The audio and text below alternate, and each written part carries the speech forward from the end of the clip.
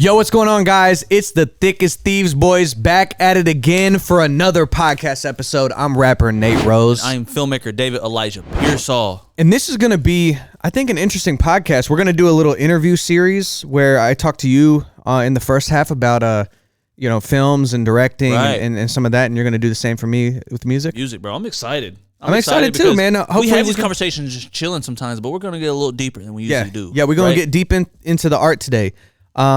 So without further ado, let's mask up like we finna rob some. Aliki, what you got, cuz? Okay, today we're going to do the lip reading challenge. We'll have 2 rounds, 1 round for words, 1 round for phrases. For round 1, one of you will read words while the other will wear headphones and try to guess the words via reading the other person's lips. Okay. You'll have 4 minutes to guess as many words as you can. You can skip words if you need to, but you'll just miss out on those points. Then you'll switch. After the next person goes, we'll move on to round 2, which is phrases. Yeah. Words are going to be worth 1 point. Phrases are going to be worth 3 points. Easy. Most points wins.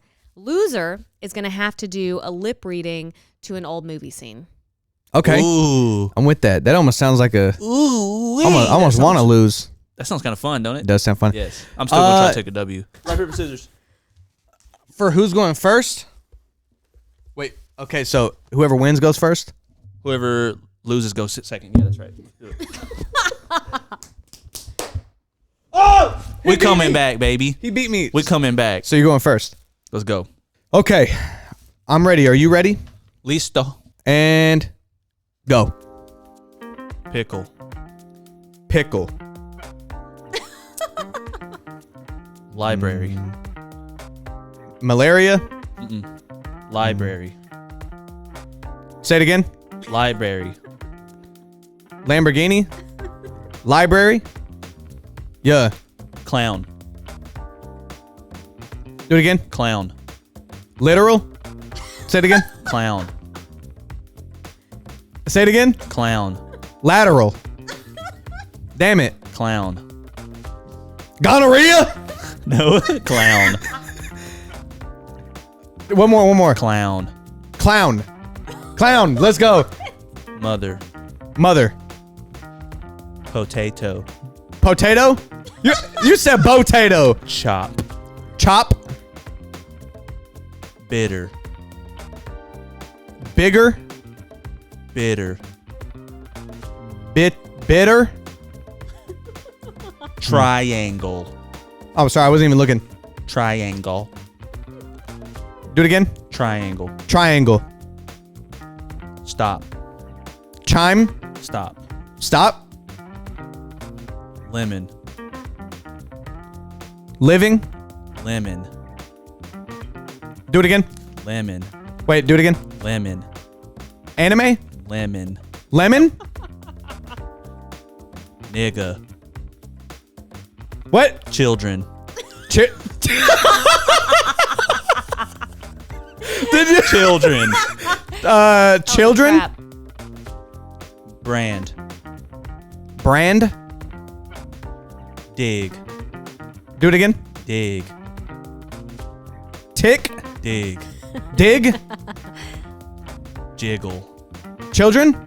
Jiggle. All right, that's it. You got them all. I got them all. Yeah. Did he get the last one, Jiggle? Oh, I didn't say jiggle. I didn't say jiggle. Okay, cool. He got them all right except for the last one, so that's 13 points. All right. All right. Okay. Good job, bro. What? No, this is fun. This is fun. I like this game. You looked at me weird at one point. You looked at me weird at one point. Yeah, why did you look at What was him that? like that? I don't know. I don't know. I mean, clearly I wasn't getting them right. So Yeah, I don't know what that was about. okay. Let me see. Don't look it. All right, gang. Do you need to mark him off as he goes? Yep. Don't look. Don't look. I'm not looking, bro. I said don't look. I was trying to cheat and shit. I'm nervous. I'm ready when you are. And action. Snowman. What? Snowman. Charlemagne. Snowman. Charmin. Snowman. Charmin. Snowman. Starman. Snowman. Snowman.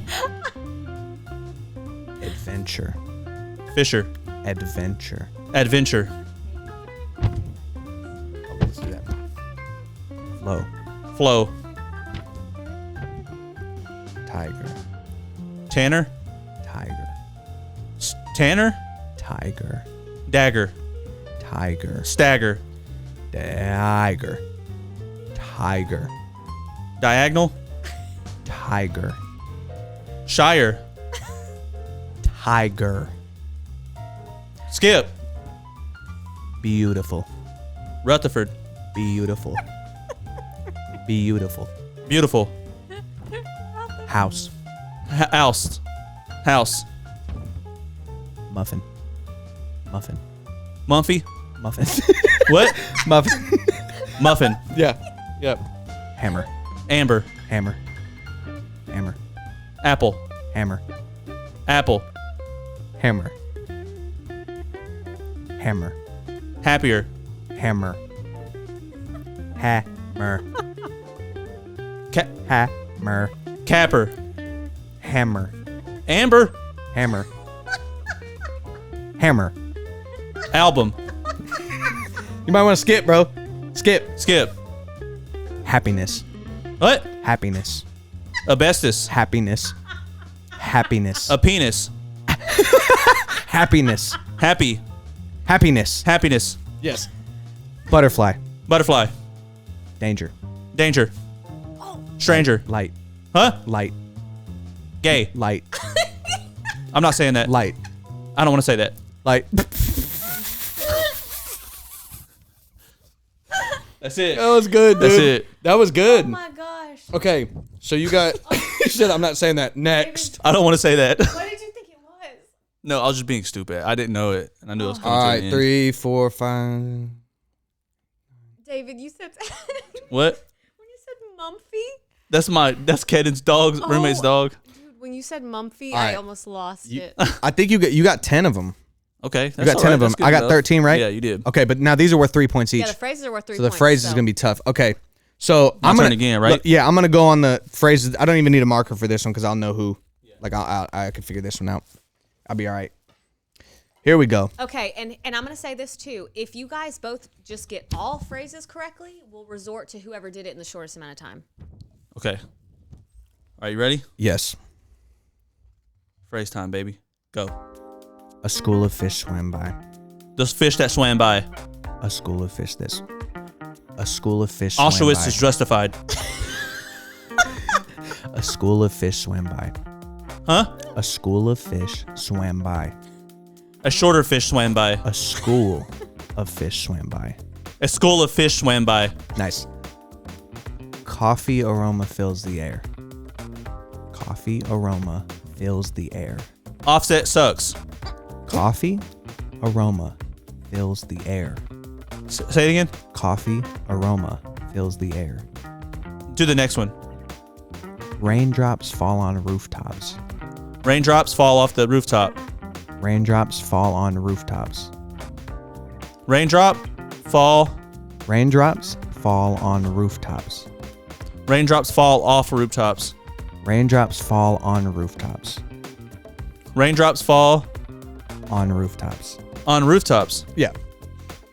Laughter echoes through the halls. The day after yesterday. Laughter echoes through the halls. What? Laughter echoes through the halls. Size doesn't matter. Laughter echoes through the halls. Laughter echoes through the halls. You're gay. What? I don't know what you're saying. Laughter echoes through the halls. Laughter echoes. Two cars through in the halls. garage? Hold on, start. Wait, pause. Laughter. Laughter I echoes. can't get this one. I can't get it. Laughter echoes through the halls. Lifesavers. Laughter echoes through the halls. Bro, I can't. Laughter echoes through the halls. Laughter echoes through the halls. The Avengers Laughter are- echoes through the halls. Laughter echoes through the After. halls. Laughter echoes through the halls. Laughter. I don't know what you're saying. David, laughter echoes through the halls. I'm done. I have no clue. I could not get that one at all. Dude. So the one you didn't get was was you got two of them. Coffee aroma fills the air. Dude, I don't know what it is about that and phrase. Laughter echoes through the halls was the last one. Oh, there's 4 of them? Yeah, there's 4 of them. Oh, got you. You got 2 of them. You got 2 of them. The raindrops one you needed to say on instead of off. Oh, okay, got you. So I was going. That was pretty good, dude. I mean, I don't feel that confident. I don't feel that confident. I'm gonna get 2. The one I was struggling was which one? The second one and the fourth one. Bro, those were for some reason. Yeah, you didn't even get close on hard. laughter. You didn't even get a single word out of that one. After, and I was like so close, so close. Okay. You ready for this, bro? You ready for this? Yep. Hold on. Let me run it back. Ready. Sorry, I had to get my noises out, you know what I'm saying? Because I'm not going to be able to hear nothing. Go. It can be crushed or cubed. Do it again. It can be crushed or cubed. Ice can be crushed or cubed. I can be crushed or cute? That don't make sense. Ice could be crushed Ice or can cubed. be crushed or cubed. Yes, sir. Okay. Candles flicker in the darkness. Sorry, go again. Candles flicker in the darkness. Candles. Say it again. Candles flicker in the darkness. Candles flicker in the darkness. He's good. The puzzle is half finished. Do it again. The puzzle is half finished. The puddle is half finished. The puzzle is half finished. Again. I think the puzzle is half finished.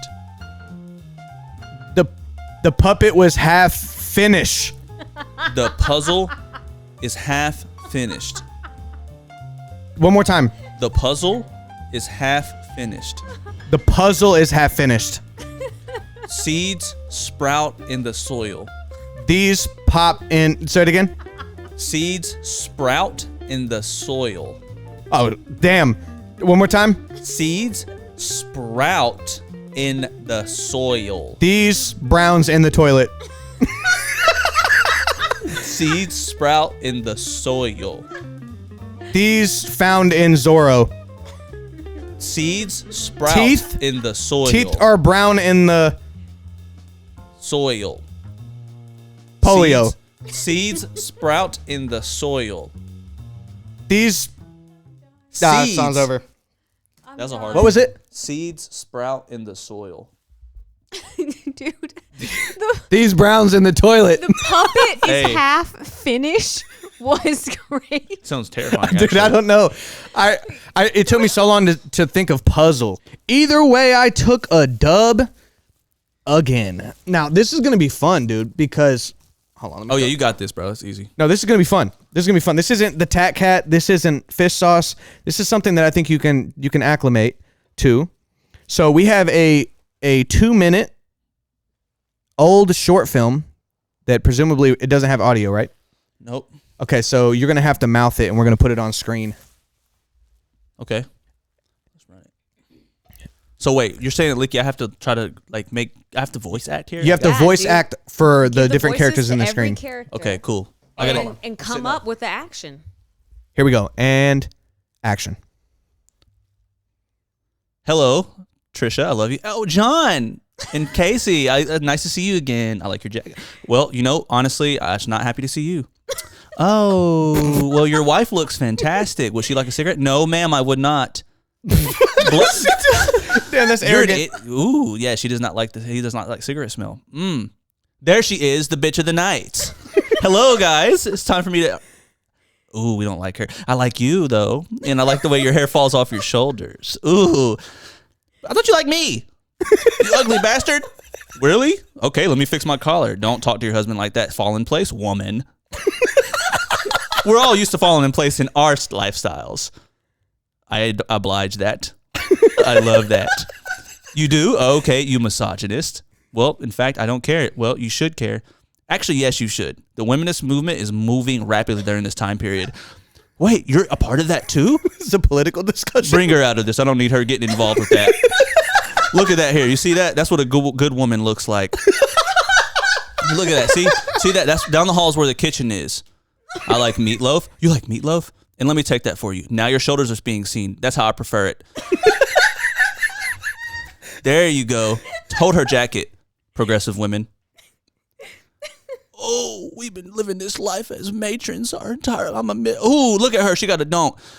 My man's is really tripping right now. Oh, don't talk to me like that. You let your woman talk like that? What kind of cup was that? Oh, that butler smells like ass. Hey, I think you're more attractive than my wife. How rude. It's not rude at all. Oh, I kind of like you. I like the way you talk to me, sir. What about me, shawty? I got bread, huh? Give me a drink, nigga. He gonna get you a drink. He do whatever you say. Dang, these people are crazy. There she is again. Hey. I hate her so much. Hey, how's it going, Patricia? Oh, it's going very, very well. Actually, I've decided to join the women progressive movement. No, you didn't. Are you serious? Well, there she goes. She's such a deep thinker. I hate her. She's stupid. I don't hate her. She's the only woman doing the right thing nowadays. Okay. All right, hard. dude. It's harder than you think, actually. No, it is tough, man. I was watching. I don't know what was happening there. Very good, dude. Very good. That was beautiful. I couldn't reckon. All those girls this kind of look the same. I couldn't tell. I like how different everyone characters. had the exact same voice. Well, Okay, he switched it up a little bit. The big Hello, dude that was Patricia. smoking, he was like, "What's up, shawty? What about me?" yeah, what to do, cuz? Oh yeah, that's. I don't believe in any. That's just a story. I'm just an artist. I don't believe in the messages presented in that. That's right. Dude, that was a fun game. Aliki, great job. Thanks. Awesome. I thoroughly enjoyed that. That sets the tone for sure. That's hard. It's harder than you think. Yo, if you didn't know, David and I, the Thickest Thieves boys, we have a show called Up for Debate where two personalities debate mundane topics. A lot of good ones to choose from. Like, would you rather be 4 foot or 8 foot tall? What's better, waffles or pancakes? But we're going to show you a little snippet of that right now. This is for a select group of people, but for my homies with the OCD, they have a grid on how they can eat this proportionately every single bite. Okay. I used to do that. I'd eat my Eggo waffles. I'd go from the middle square right here all the way over. Yep. I can split this up into 4 corners and it's You're even. the only person that's ever done that. But it's satisfying, You're a dog. lunatic. I'm not a lunatic. For my homies out there with OCD, they know what I'm talking about. Also, hold on a second. Yeah, I come ain't on, even boy, done, bro. dude. Waffles have. I'm done. I don't have another point. Well, dude, you know, we talked about we're going to do this little interview series, and so I have some questions prepared, and I just kind of wanted to start off, you know, this artistic discussion. Okay. So I think this would be fun, man. So, you know, basically there are all these different creative elements that make up a video. You have acting, cinematography, narrative, and even within cinematography, you have lighting and blocking, all these different things. And of course, the role of cinematography is to support the narrative, Right. Because you start with the narrative, Yeah. and then the cinematography supports that.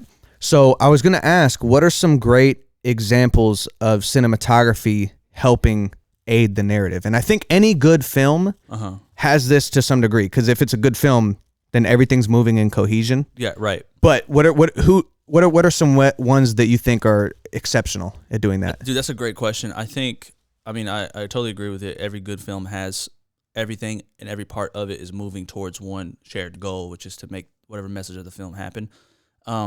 So the films I think a lot of films do that, but the ones that come to mind, I'll give you a classic example, and then I'll give you a modern example. Okay. Classic example being The Shining, where they first implemented the Steadicam, and you see young Danny rolling throughout the Overlook Hotel, and it's following him the whole time, and it's like an uncomfortable amount of silence, an uncomfortable shot that doesn't change.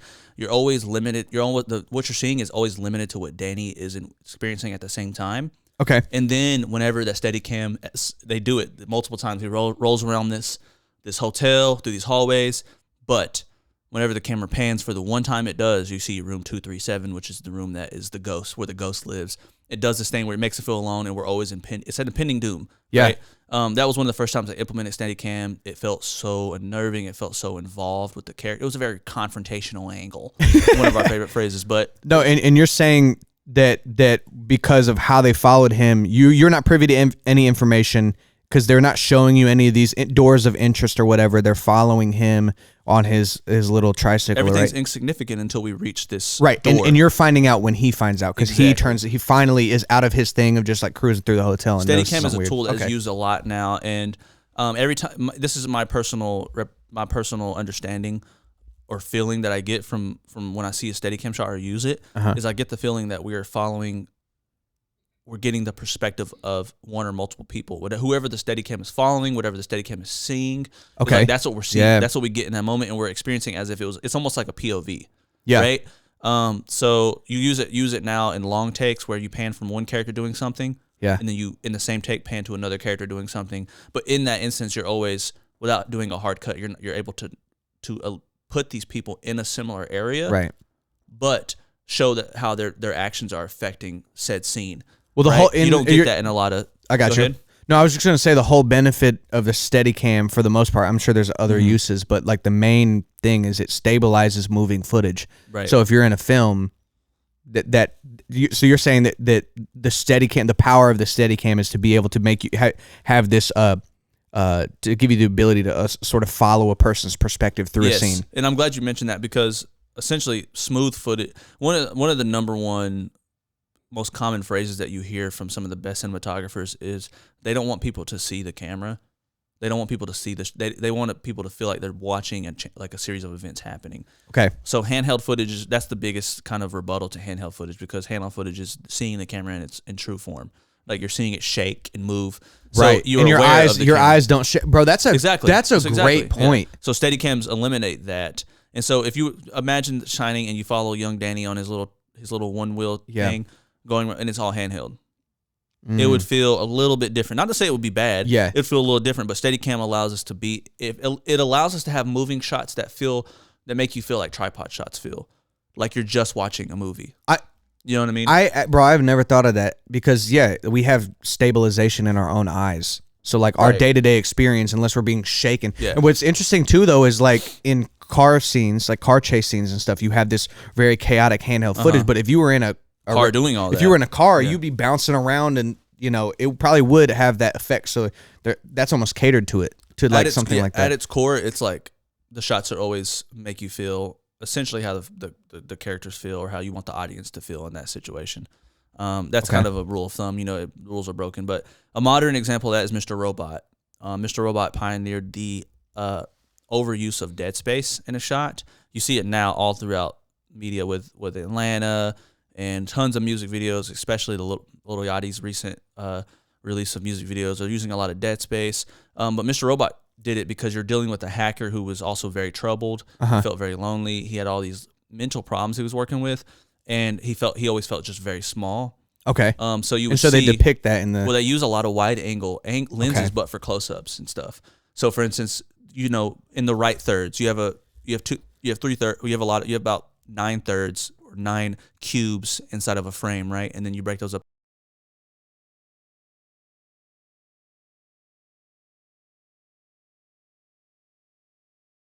Is his face and his expression, and while these people are rushing by, he's kind of sad and like upset, and it's like almost like the world is just passing by while he's stuck in this frustrating mental bubble. It's like that show makes you feel that way. Yeah, and I think they pioneered that. No one was really doing it, and it's such a bold thing because it breaks all conventions of cinematography by balancing the image.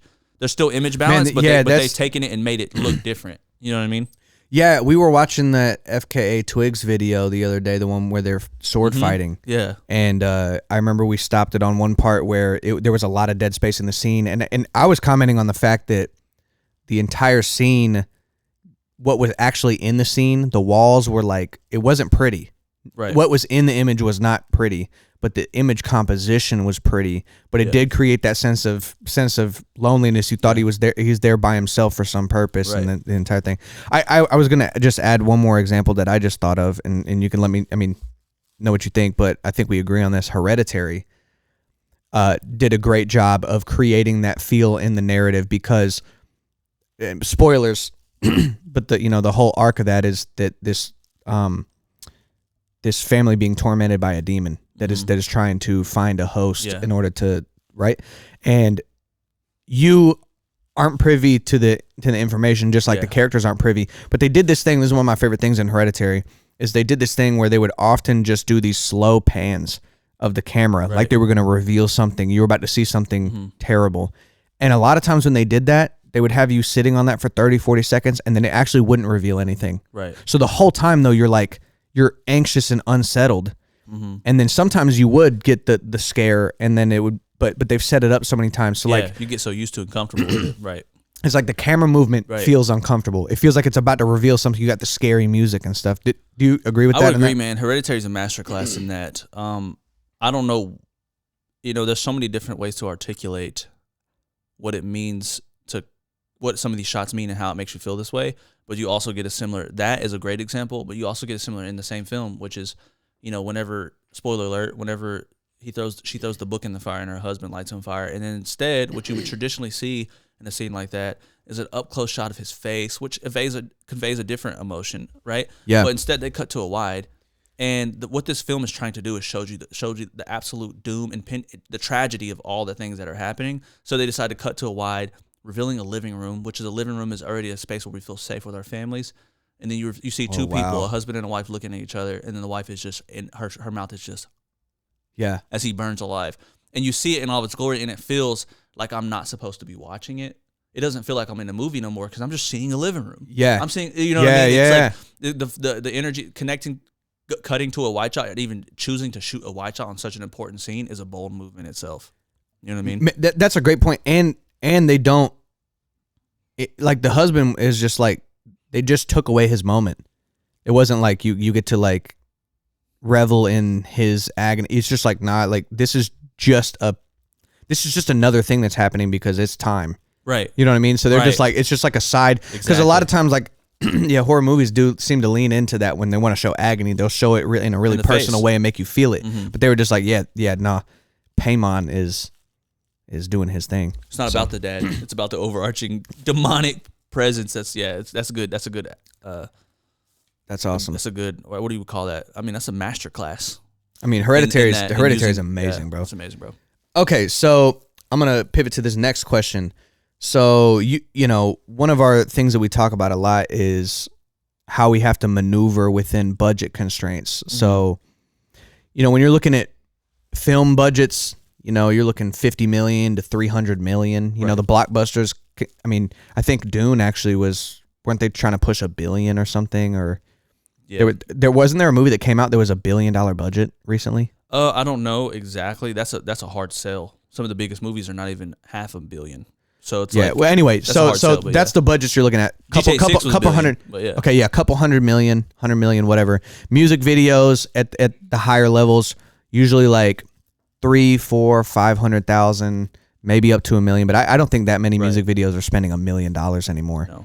No. So given budget constraints, what are some ways that upcoming filmmakers can still, what are some ways in which they can still make great films? What should they be leaning into? What should they be staying away from with the budget constraints?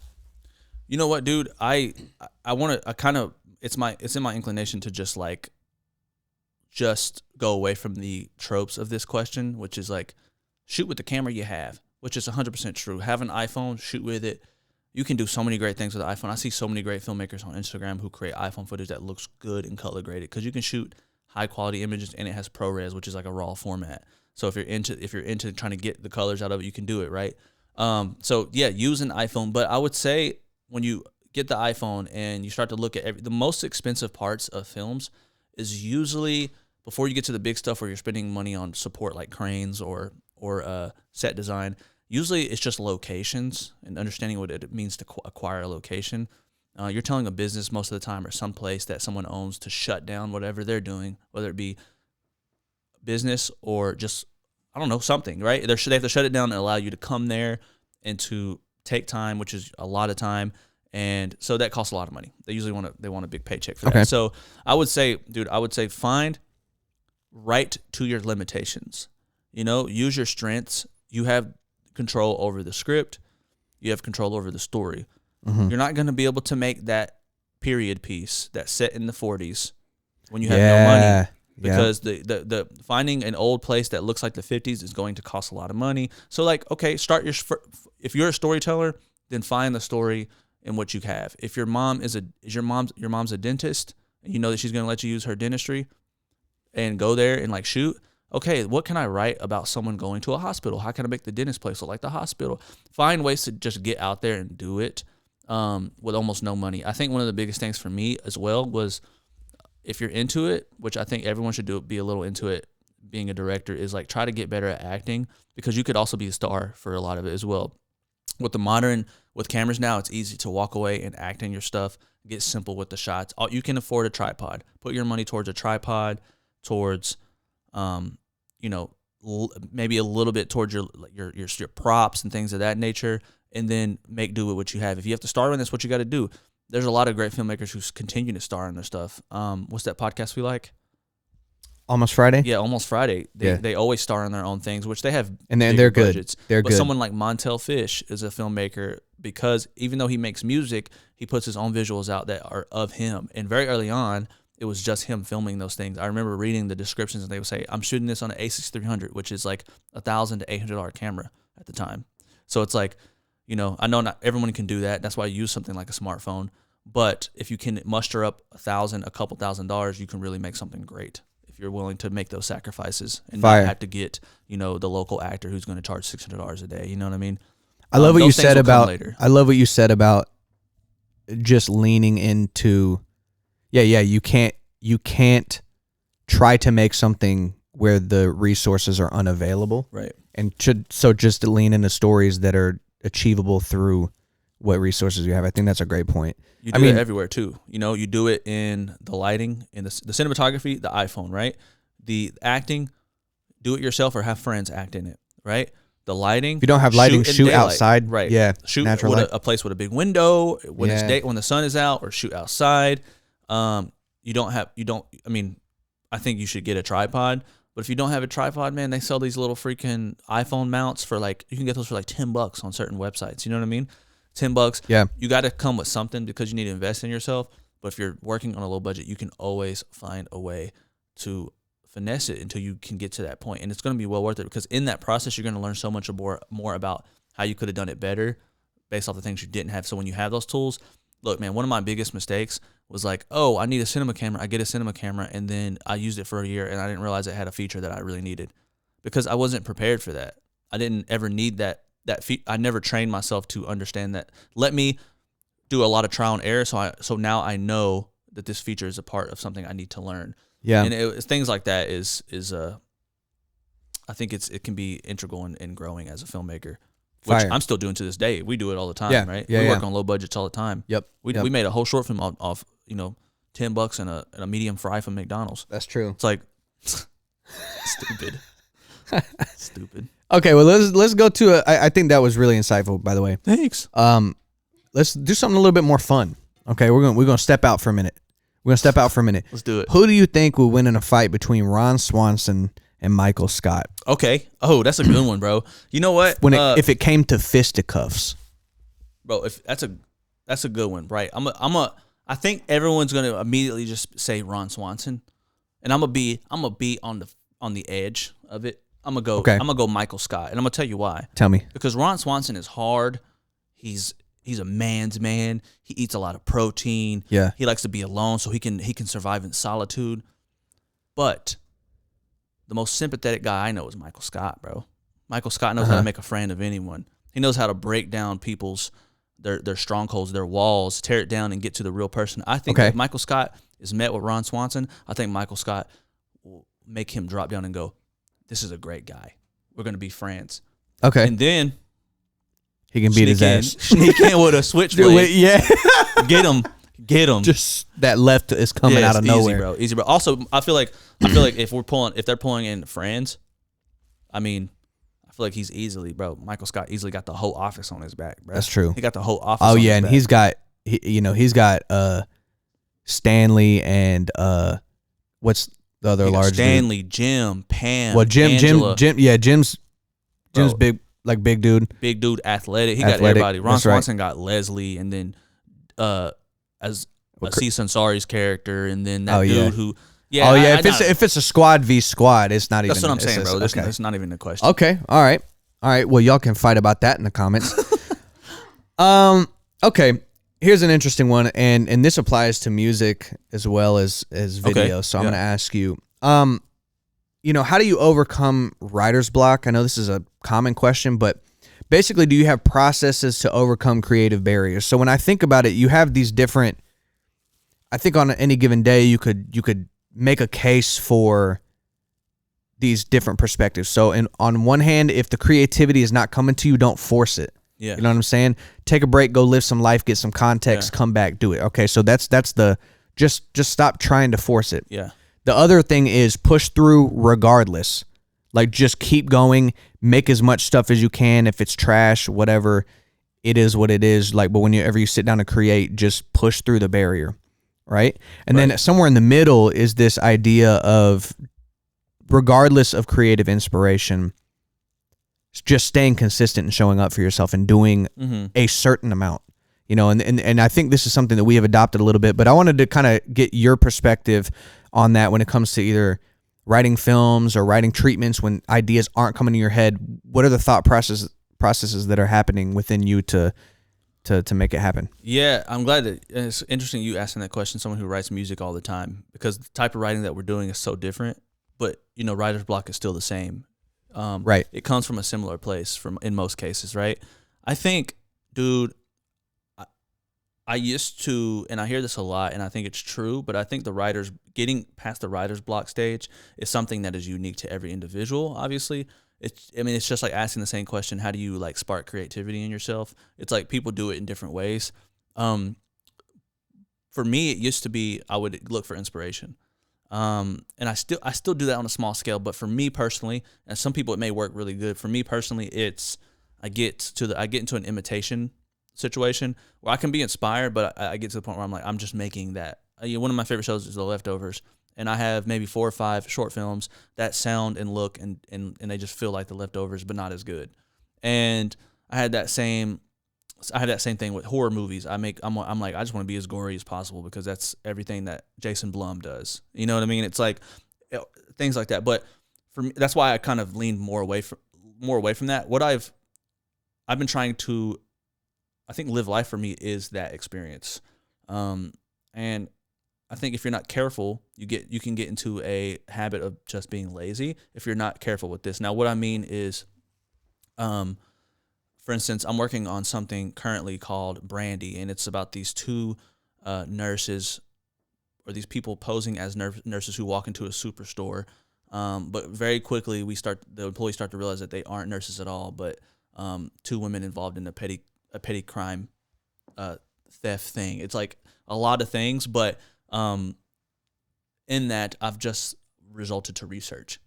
What inspired me the most was I had to do a lot of research on when was the introduction of those alarms that when you walk out of a store, how do they work? I started to understand what it means to actually steal something. How are they just doing this during this time? How are people, because it's set in the 2000s. So I wanted to figure out how was that, and I did that research and immediately started to find things like, for instance, that I think people have the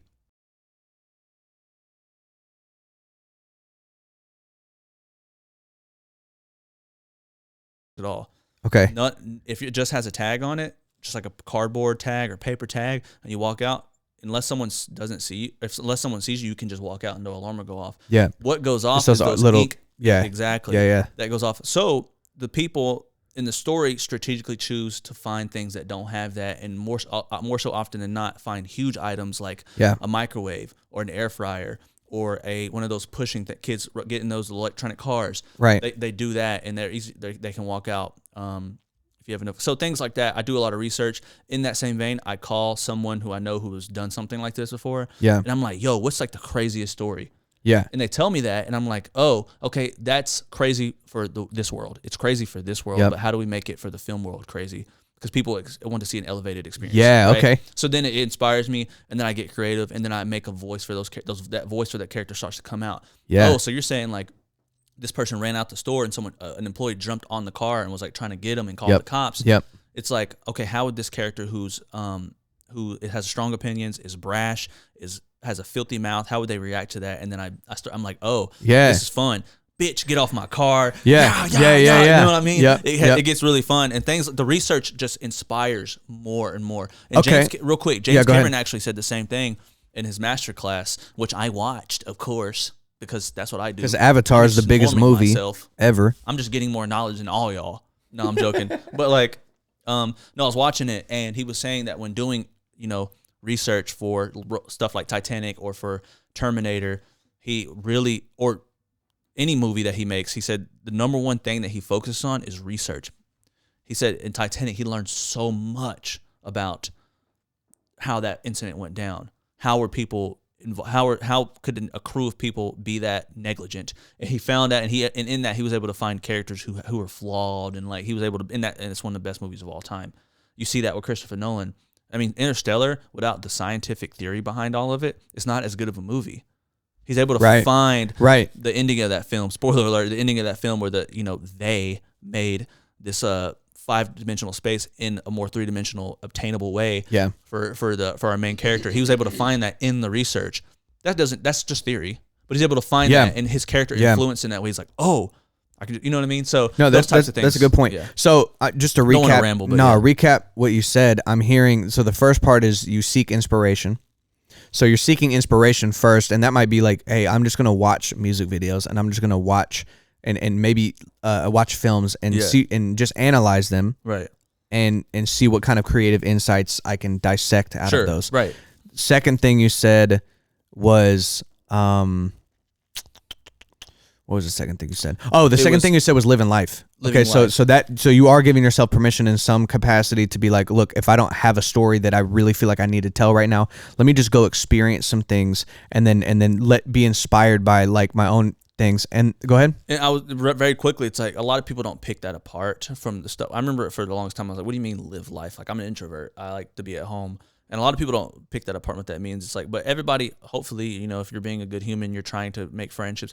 And I think living life, it can be a lot of things for a lot of different people. For you, it could be living life could actually just be you spending time with your wife or your brother. Right. For me, living life could just be hanging out with one of my best friends, Bryce. It's like, or hanging out with my girlfriend and understanding the dynamics of those people. Right. Because I think stories at their core are people.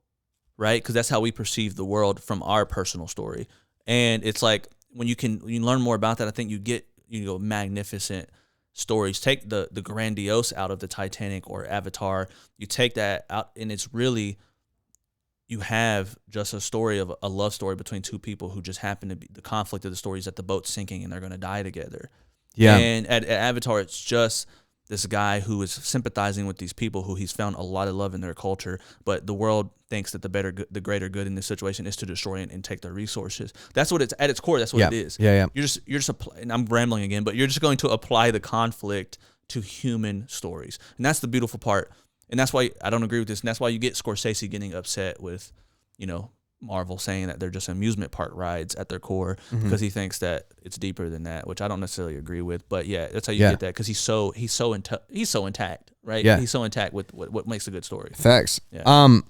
No, I think all of that is really great. I was gonna say the third thing that you said was essentially research, but the word I use for that or that description, because I do agree with that, is context. And so it's like, I think that is one way that you can actually exercise creativity is through gaining more context. So, which is what you're talking about. So it's like, okay, interesting. Well, like, I don't know how I'm going to write this story about these shoplifters going into a store. Okay, well, let me just, like you were talking about, figuring out the technology, figuring out how somebody would do this, figure out like the context around the situation allows it to be, like maybe then you can show on screen that they're flipping through shirts and they're seeing and these tags on it, and they're looking for something that has a paper tag. They're like, not this one, not this one, not this one. You can show that just a paper tag. Bet we can steal this one. Actually, I didn't put that in there. Thanks for that, bro. Yeah, you're welcome. Writer's credit. You're welcome. No, I think that's great. that it, bro? No, we got one more. I got one more. Bro. These are deep, bro. Okay. Now this is another thing that you and I feel like have experienced, and can speak to. But at what point do you think you can cross over from emulation to allowing yourself to be fully creative in your own way? So this is, finding your own sound, finding your own aesthetic, and by necessity, when you don't know how to do things well, you have to emulate. You have to look at people that are doing a thing, and then you go, okay, well, I want to try to make that, because you don't know where to go. You have no rubric, so you have to train that. You have to learn these skill sets. At what point does that cross over? At what point do you feel like that really crossed over for you? Yeah. I love that question, and I'm going to get, some people might perceive this as pretentious, but I don't care. I believe it to be true, which is I get it gets very kind of. I think it can sound kind of convoluted if not articulated correctly, but I think there's art in every facet of life. I think that there's art in dialogue, and I'm not talking about novel dialogue or film dialogue, but there's art in us talking right now. You asking good questions is an artistic practice, and me talking to my friend and trying to give him advice about something is an artistic practice. And the way that I interact with the world is just I'm always trying to manipulate it so it's the best thing possible, which is essentially the creative process. So when I think about that, right, and I'm like, okay, well, that means I feel like I'm always emulating, and I think once you reach that 10,000 hours, which that's what they say, you reach 10,000 hours, it takes to master a craft, right? You reach that 10,000 hours of where you're just looking at something and going, I want it to be look like that, or you're doing it subconsciously. I think you start to then take all those artistic things and look inwardly and say, how do I do that? How do I do that in life? Yeah. And I think that's where you start to get something like Everything Everywhere All at Once, because they're living a lifestyle that feels like they're just loving, and they're trying to put that out. That's how for me, it's okay, my relationship with you is very good. Mm-hmm. It's and it used to be I want to make a film like Tarantino where Samuel L. Jackson is yelling at somebody, but that's not how I communicate. That's not not my world. Right. That's why I think art is so integral to our person. I think it's transcendent. I think that art exists somewhere in the consciousness of a human, and that it the physical aspect of you is only a tool for creating it. But the art is something that doesn't exist. It doesn't exist until you can make it. Right? So if you can look inwardly and then see how does myself resonate in the art that I make, then you get something that no matter what you do, it's always uniquely yours. Yeah. And at what point do you? So you're also saying gain as much context when I say skills or whatever, but your ability to recognize and analyze other art and stuff like that, and do it and know how to emulate it and know how to achieve a specific goal. Once you have the tools, then you can move into a more self-actualized stage of art where you are able to actually start thinking about what do I want to say, those types of things. I think is what you're saying. The writer of Little Women her name is Greta Gerwig. I heard her do an interview about Little Women, and she was talking about how she interacts with her sisters is similar to how how they interact in the book. And so when she was writing the script, which is a magnificent film, the dialogue feels so good. When she was writing the script, she was able to kind of make the dialogue real to her, but also real to those characters. Yeah. Nice. And she's a woman, so it feels like a woman wrote it. It's that good. I read that in fifth grade. Did you? Yeah. That's a fire book, right? It was we had an accelerated reader program, and you basically, when you read a book and take a test on it, you get a certain amount of points, and it was the biggest book with the most amount of points in the entire library. Yeah. And so I read the whole thing, and so I could get as many points as possible. Actually, I haven't read the book at all. I've only I've only watched the most recent movie about her, but I just thought that was an example of what it's really at its core, the best way to put it is finding ways to put your personal influence on a project. Yeah. And that's how you can really start to get That's a great point. So only you can be you. Yeah. Real quick. Can I be today? But yeah. A real quick additional question to that though is when and how did that change happen for you? For me, when were you? The process is still implementing it for sure. I still can't fully articulate some of the things I want to make.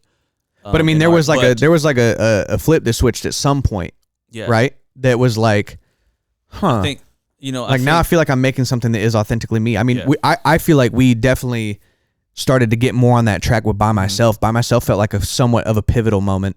Yeah. Because we were like, oh, like we're, 4:3 aspect ratio. Like let's shoot a bunch of scenes. Let's do this. Let's build this noir thing. We want we weren't like necessarily pulling all over, but we were like, we had this vision and we went out and executed it. And it felt like authentically us in that. But if I was to give you a quick time period, it would definitely be I think after that 10,000 hours. And I think I started to get so frustrated with everything that I was making, feeling like somebody else's. We've had those conversations. We're like, that's too Travis Scott. That's too Kendrick. And we're in our music videos, or I'm writing something and I'm like I said, this feels too much like Damian Lindelof's The Leftovers. It feels just like that. And it's like, I'm just copying my man's right now. Yeah. So I appreciate it. And I was getting so frustrated with that. Yep. And I was like, and then you have to, and then at some point you have to look at why that's happening. Yeah. And that's how I came to that conclusion. And then now I'm constantly in the process of doing that in everything that we do, whether it be our music videos or anything I'm doing personally. Yeah. You know what I mean? Yeah. So, no, that's awesome, dude. I love that, bro. I hope the audience was able to get some good insights from that. Man. I always learn from you every time we create something together. So, dude, thanks for answering some of my deep questions that I wanted to hear about. That was in a the really video good conversation. Hey guys, thanks for watching. Yo, we actually do reactions on this channel where me and Nate sit down and we watch most recent or sometimes classic music videos, artists performing, and we just kind of give it from a filmmaker perspective and Nate's rapper perspective as well. We actually have one up right now of one of our favorite groups, Coast Contra. Check it out. Here's a clip. He's rapping like somebody owes him money, bro. Bro, his vocal tone is so right. It changed too when he went to Spanish, bro. It's like I know, it's and like, they're like, "Let's go." He's like, "I ain't coming from the dungeon under." Like you're like, "Damn, bro." I'm like, bro, DMX's spirit is in this man. Yes, bro. man. Yo, his tone is crazy. Wild. All right, gang. I got some questions for you. Let's get it. I really want to dig into some about you and your kind of journey as an artist, a writer, rapper, performer, and also just the rap industry in general. And that could probably bleed somewhere in the music industry as well, right?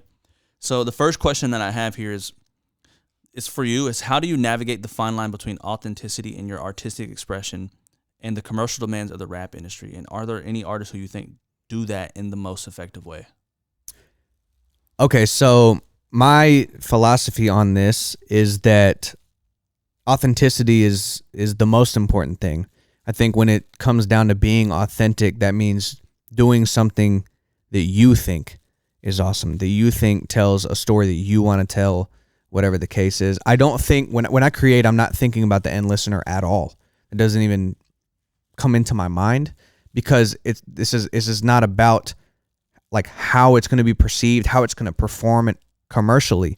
The process of creating art to me is so sacred because this is me just creating things that I want to create. I'm playing with soundscapes. I'm telling stories I want to tell. I'm just exploring my own creative mind and trying to make the best thing that I can make at any given time. And so to me, it's not super hard to navigate that. But I think to our previous conversation, I think once you cross a certain threshold from emulation to having your own artistic voice, I think that is a process that just happens. And Rick Rubin had a really great quote that I liked, and he said that art is an offering to God, and that you shouldn't be thinking about the end consumer because your sole focus should be making the most magnificent piece of art that you can put out there that represents the things that that you believe or whatever. I'm paraphrasing. He's a little bit more articulate when it comes to that. But and then people that I think do it really well, I think Kendrick Lamar does it really well. I mean, Mr. Morale is laced with a bunch of philosophical, political commentary. Right. But I don't even think you have to go there. Like you could do something completely different. Like, I mean, Future talks about, his struggles with drug addiction in his own way. And John Bellion is making songs about his wife, or like the internet making people prideful. So you have those, like, all these different areas. You have some people songs just straight up about love and like sacrificing the self for, you know, you have all these authentic stories, and I think there are a lot of artists, I would say, that do that really well. Kendrick and John Bellion are two that are really like top of mind for me. That's super good, bro. Those are great examples. So can you give me an example of someone specifically like John Bellion, a song that you feel like is a hit, but also was dealing with themes of interesting themes that he presented? I really do like, I just mentioned it a second ago, but I like a song called The Internet for that. So the hook is, life became dangerous the day we all became famous. No one cares if you're happy, just as long as you claim it. How can we change this the day that we all became famous? Yeah, no one cares if you have it, just as long as they think you do. And so this is an era where social media has introduced this idea that we are all public figures. We all have followers, and you know, and so it is a vehicle that prioritizes vanity. Because if I just show you something unremarkable, it's not ranking in the algorithms. I get no feedback for it because nobody cares as they're scrolling by it. But if I make my life look crazy, then I get validation from that, and it's like a drug. And so he's talking about the fact that something happened with technology that introduced a pathway to more vanity, right, more ego, which in his eyes and in my eyes also, and it can still be is the opposite direction of where we should be going. And so, but he does it in a way that is like the song actually sounds happy. It's triumphant. It's got horns. It's upbeat. Like it feels beautiful, but he's dealing with some like really kind of deep things, and that's one of my favorite records. So is it, you know, my question, I guess, is to kind of bounce off that, is where do you get that from? I believe I hear some artists sometimes who it's just a beat and then they can rap all the things that they're thinking about. But how do you, I guess, what turns you in the direction of manipulating that song to do both, to be both a fire track, a hit, and also deal with these things? What's keeping you away from, other than I just want to make a hit, but what's keeping you away from just getting on a boom bop beat, which we all like every now and then, keeping you from doing a boom bop beat and just rapping about all the things going on in your life? Yeah, I mean, sometimes I want to do that because that is a good vehicle for doing that, but it's authenticity, and which comes at the other end of your 10,000 hours, authenticity. And then if you treat making music like an offering to God, then sonically, I see what you're saying. You are going to create the best piece of art you can make. So if you're making something that is true and authentic to you, and something that is the best thing that you can muster with all your creative capabilities, then I mean, I think that's where you have this convergence that you just have classic records that fit that mold. You think by the pursuit of doing that, you're able to create music as a consequence, essentially? Like, then the pursuit of making music for God, the music then just becomes. And when I say that too, I'm saying somebody secular can do this as well. It's a commitment to making. Take the God phrase out of it. It's a commitment to making the best music you can. It's going as hard as you can, being very analytical about it. How can you, what can you do differently? How can you explore new soundscapes? Like, what would make this arrangement more dynamic? How can I create more moments in this record? That's the type of thinking. And then you also have this whole dialogue of what's the most authentic way to tell this story? What story should I tell? You know what I'm saying? So it's like the merging of those two principles, I think. Got you. Okay. What elements do you think distinguish rap as a vehicle for social commentary compared to other musical genres, particularly concerning conveying philosophical ideas? Well, I love rap as a genre. I've talked about this a little bit, partially because it's not a genre. It's a vocal style. And so rap is your voice is an instrument, and it's rhythmic accompaniment to an instrumental. Singing is melodic accompaniment to an instrumental. When you have a composition and you're singing, you have to sing within the context of what chords are being played and what key it is in, and they're longer, more sustained notes. It functions more like a melodic element. With rap, it's the opposite on the rhythm side. So because it's not a genre, the reason I think that it can be so useful for that is because you can speak to way more audiences. It cannot be pigeonholed to a specific set of instrumentation. Right. Like, rock music is not rock music without drums and guitar. Okay, yeah. Like, it's just not like by definition, you remove drums and guitar from a rock song, like it's not a rock song, banjo and like some, but you don't have that with rap. You take a banjo instrumental and you put rap vocals over it.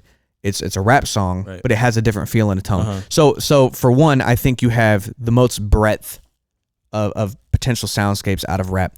Secondly, it is because it's a rhythmic accompaniment, it tends to have more divisions, which means more words. It means you have, I mean, it's no secret, there's far more words. I think it's like 2.5 times as many words in rap songs as there are in like, on average, to like pop songs. And, you know, maybe you don't need all those words. Sometimes I think really well-written pop songs just get that phrase right. But I'm saying, like, with rap, if you have that same level of commitment and panache. I threw it in there. New favorite word. No, not my favorite word, but I do think it's funny. What's your favorite word, actually? Goated. I mean, you are the GOAT. I guess he is the GOAT, y'all. No, but so I think the fact that you have more space for lyricism, I think culturally there is more of a focus on rawness and realness in rap. To some extent, there's a whole side of rap which is like inauthentic. I mean, and that conversation is going right now. Yeah, right. You know, but yeah, I think those are a few of the reasons, man. The where rap culture came from, the hip hop culture, the like speaking about a lot of these things. There's that exists. There's the fact that you just surely have more words, and there's the fact that you can speak to any idea with a soundscape that supports that idea. So yeah, it sounds like you're describing this, and my interpretation is like it feels like rap is almost like the magnum opus of music, because it's almost. I was telling Greg earlier, like our podcast is the line, it's the main timeline between Up for Debate and any other show we do, right? And then you have rap, and then you have obviously rap wasn't the first genre. But I feel like we've all convoluted at this point at which we understand that rap, or even so someone like, okay, Rage Against the Machine, it's like such a social commentary based rock band. But when they were going into the social commentary, it's a lot of times they would do that with rapping. Right. It's almost like when you need to. It was also kind of angry too. A lot of times they had something to say. So I love that you say that, and I've never thought of it like that. I mean, just statistically having more words and having things like having more to say. Just to end cap that though, to be clear, I don't have specific genre supremacy for rap because I'm a part of rap. I'm just saying that saying rap is a genre is like saying singing is a genre, and that's just it's far too broad of a tool. Like we've reduced rap to specific soundscapes, and there are certain pockets of rap, like 808s is a rap specific, soundscape, but like it's not limited to that. So you could have a Christopher Nolan, Hans Zimmer, sonic masterpiece, and then you could have someone rap over that. Well, what is that? Is that a rap song now? It is. It is, because we have limited, but that sounds nothing like that. Doesn't have any. So anyway, you get what I'm saying. Yeah, Tyler, the Creator, had something to say when he won Best Rap Album, even though he made a pop album. He was upset about that. He was like, I didn't make a hip hop album. I think they said hip hop, but a rap. I don't know, but he was upset about that. He's like, it's not a rap album at all. And it's probably because of that same thing. It's like, just because you, I guess, have some bars, or he has a history of being a rapper, or has a couple bars in there, now it's categorized as a rap album. Yeah. Interesting. Okay, bro. I got a fun one for you, because I know you're a big fan of Infinity War. I did like Infinity War. And I'm so niche, dude. What do you mean? I'm niche. Oh, because you loved Infinity War? Yeah, dude. Like people don't really understand cinema. It's a controversial film. It is. Yeah. It is. I mean, it's one of those cult classics that like it's not really going to appeal to the masses. It's more for people with taste. That's why I like us. talking to you though, because you always put me on. Yeah, I did put you on Infinity War, didn't I? I was like, you said there's an iron nigga, and I was like, sounds. Dope I don't think me. I said it quite like that. Oh, okay. Well, from my memory, I want you to give me the rap Avengers. We're gonna start. I'm gonna name some Avengers, rap right? Avengers, and then you got to associate that said Avenger with a rapper. Ooh, okay. I like this. We'll start with the big man himself, Iron Man. Iron Man, okay. Billionaire, savvy, suave. I'm going with Jay-Z. Ooh, that was a good choice. So Jay-Z's Iron Man. If it was dinner with Iron Man, if it was dinner with Iron Man, I'm gonna be like, hey brother, can you put me in a suit? I'm trying to take off. Yeah, I'm trying to take off, bro. Right, like bless me. Okay, let's go with Mr. America himself, Cap. Captain America. Okay. He's a beacon of freedom. He represents...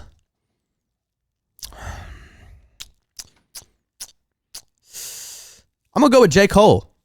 Okay. I'm going to go with J. Cole. I feel like J. Cole is explicit with his commentary and how he feels like somebody who has always been aiming up. You know, even from that's what got him on in the first place when he was like just out of college rapping. Yeah, was the fact that he was authentic and pure, and it seemed like he had a. Yeah, I'm gonna go with. That's a good J. one. Cole. I think that's pretty honorable. All right, cool. Hulk. The Hulk. All right, he's huge, big homie, huge and strong, huge and strong. I'm going Biggie. Ooh, that's a good one. I'm going Biggie. That's a good one. Confidence. Bro. The confidence. Now he's not angry. Actually, anger is maybe even. Is there like a bigger rapper that's kind of angry? Maybe Big Pun. I feel like Biggie Smalls is actually kind of angry sometimes. Sometimes he can be. When I die, if it, I want to go to hell. All right, I'm going Biggie. Track. I'm going Biggie. Biggie is the Hulk. All right, bro. Thor. Oh, now Thor is from a different place, okay? And he's powerful and he manipulates his environment. So it's got to be an artist that has brought a real new soundscape to the music industry. I'm going with Travis Scott. Okay, Travis I think you might change Scott, the answer when we get down the list. That may be true. That may be true. But I'm going to go with Travis Scott for now because I think that Travis has crafted this entire world building thing around his music. So when I think of somebody who's creating a world or is from another world, I'm thinking Travis Scott. Next one. Yes. Doctor Strange. Doctor Strange. Kendrick. Okay, yeah. Doctor Strange, look, he's dealing with he's very cerebral. He's dealing with concepts like the multiverse and this and that. You know, you've heard some philosophical things like that from Kendrick Lamar, so that's who I'm going with. That's somebody who's thinking a lot, and also Doctor Strange is kind of OP a little bit, and I think Kendrick is like the best rapper of all time. That's the best way you could have put it. So, yeah. All right, bro. Two more. Black Widow.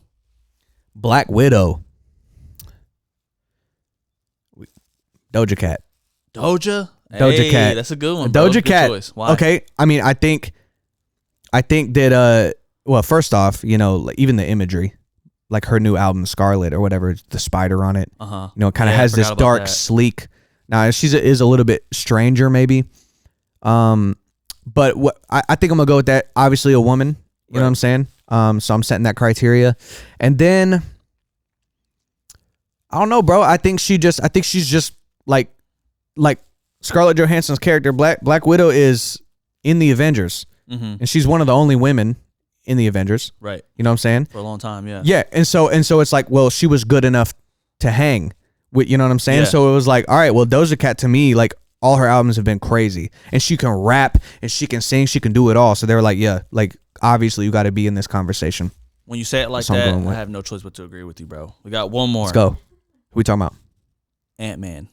A little rapper. It's a little different. It's got to be a little rapper. He can go from little to big real quick. He can go to little to big. So he's little, but he got big energy. Right. Lil Uzi Vert. Explain yourself. Lil Uzi Vert. Actually, no, wait, hold up. You know who Lil Uzi Vert is? Who? Vision. Lil Uzi Vert's Vision, bro. That's a good one. All right. That's a good one. That was good, dude. That was good. Fire list, bro. The Avengers of Rap. You heard it here yourself from Nate Rose. Boom, boom, boom, boom, boom, boom, boom. Great conversations, man. Thanks for asking such good questions. 100%, dude. Thanks Likewise. for sharing some of your insight in music. I love to hear it. And same to you on the video side, guys. I hope you enjoyed this conversation. If you want to leave some questions for us in the comments, then we'd love to do an episode like this again sometime in the future, but we can actually source comments from our audience. So, if you enjoyed this, let us know what you want to know about, and we'll take it there. So, all right, guys. Peace. Oi. Yeah, baby, need top 5 when I'm done going mental. Yeah, I'm locked in, you can peep my credential, man, the lab all winter, all summer. Yeah, I went dumb, now I'm about to go dumb.